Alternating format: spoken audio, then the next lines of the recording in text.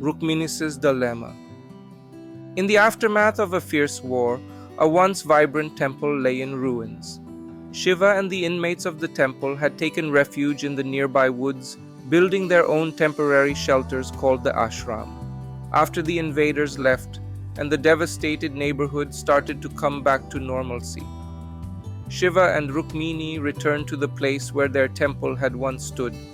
Its intricate carvings and sacred spaces had been shattered, leaving only fragments and memories. Rukmini, a devoted caretaker of the temple, was shocked and traumatized by the sudden turnout that had turned their lives upside down. She had taken it upon herself to restore it to its former glory. Each day, she would meticulously sift through the debris, collecting the pieces that once made up the sacred structure. Her heart ached with every shard she touched, for she had grown deeply attached to the temple and its history. As days turned into weeks, Rukmini's efforts to piece the temple back together seemed futile, and she grew more and more desperate, and an obsession seeped into her to see the temple standing as grand as before. Shiva summoned artisans from nearby villages who were once his students. The artisans he employed were baffled by Rukmini's insistence on reassembling the broken parts. She was difficult to reason with. Rukmini, a bit agitated. Surely there should be a way to fix stuff. We have restored the temple many times in the past. You surely are not trying enough. Shiva intervened. Rukmini, Shiva spoke softly. We don't build a house every decade, we renovate it.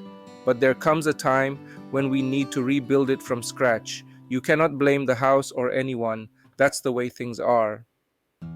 The artisans advised that many of the fragments were too damaged to be salvaged, and the task of restoring the temple to its original state was beyond their reach, and even if it is restored, it would stand at a risk of future collapse as the main beams and pillars had given way. But Rukmini could not let go.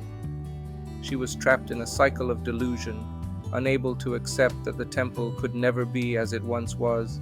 She wandered aimlessly around the ruins in a sort of madness to bring the pieces together. One afternoon, as Rukmini sat amidst the scattered remains of the temple, her frustration reached its peak.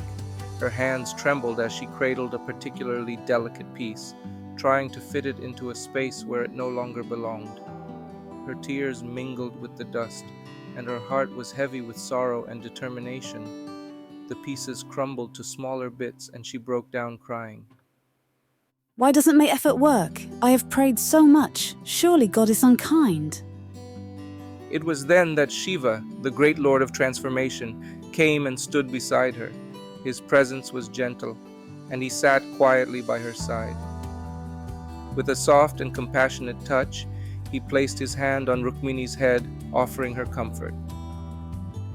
Rukmini, Shiva spoke softly, his voice a soothing balm to her weary soul.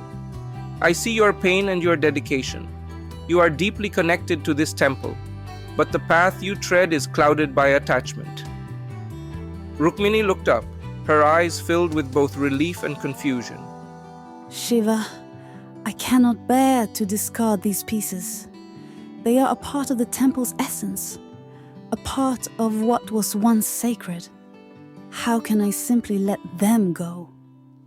Shiva's gaze was kind and understanding. I do not conserve what is already beyond a stage of recovery.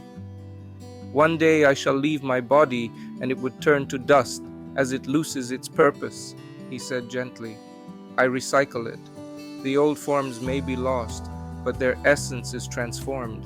It is better to adapt to the changes rather than clinging to what no longer serves its purpose. Rukmini's heart quivered as she tried to comprehend his words. But what about the temple? It held so much significance. How can I let go of these pieces? The old rules do not apply to new equations, Shiva continued. Restoration is not about putting the past back together as it was, but about embracing change and finding new paths. The essence of what was once sacred is not confined to its physical form. It lives on in the spirit of what you create anew. He paused, allowing the weight of his words to settle. This is a path of self-discovery. By releasing what is no longer salvageable, you open the space for new forms to emerge. The temple's spirit is not lost, it is simply evolving. What matters is how you honor that spirit in its new manifestation. Rukmini's eyes filled with tears, not of sadness, but of understanding. She slowly began to let go of the fragments, realizing that her attachment was a barrier to the temple's true rebirth. She allowed the artisans to work with the remaining pieces, guiding them to create something that honored the past while embracing the present. As the restoration continued, the temple took on a new form, one that retained its sacred essence but adapted to its new reality. Rukmini found peace in knowing that the temple's spirit was alive and flourishing in its renewed form. Letting go and embracing transformation are the true paths to honoring what we cherish. In the end, the temple stood as a testament to the wisdom of adapting to change, reflecting both the past and the future in its sacred presence. Thank you for being with us.